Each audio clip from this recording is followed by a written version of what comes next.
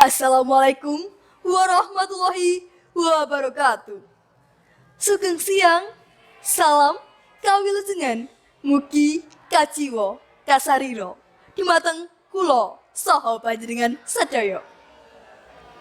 Ingkang dahat kinurmatan Bapak Pangrasaning Pawiyatan SMP Negeri Setunggal Lingo Bapak Muhammad Wantara MPD.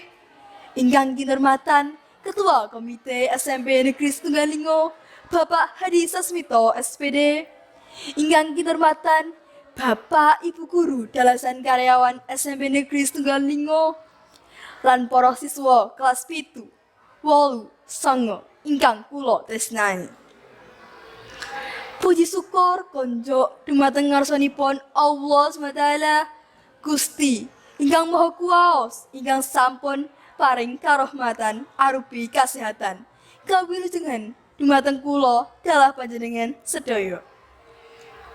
Selawat miwah salam mugi tansah lumeber dumateng Nabi Agung Muhammad sallallahu alaihi wasallam ingkang kula saha panjenengan sedaya antu-antu syawatipun ing yaumul akhir samangke.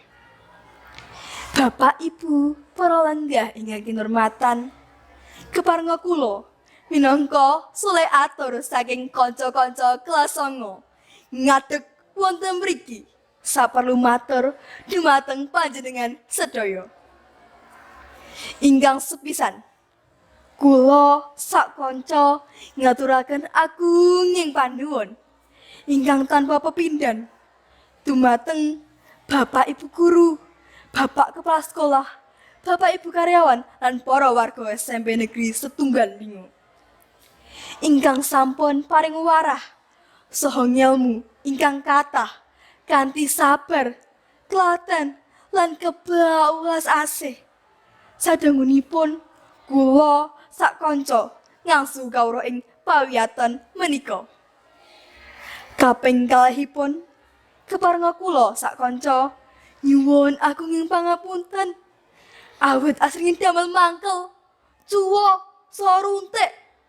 Manahipun Bapak Ibu guru saha sedaya warga SMP Negeri Setunggal Lingo. Kula sak kanca boten saged caos piwulang menapa-napa. Namun saged nyuwun mugi Gusti Allah paring lelintu ganjaran arupi kaberkahan, kasarasan, karaharjan, saha kabagyaan. Amin ya robbal alamin. Salajengipun ingkang angka 3. Keparenga kula sak kanca nyuwun tambahing donga pangestu. Mugi-mugi sasampunipun purna saking pawiyatan mriki saged nglajengake wonten ing tataran ingkang inggil menika. Laras kaliyan menapa ingkang kula saha kanca-kanca idam-idangaken. Mugi-mugi Allah SWT ijabahi sedaya panjangga kula sak kanca.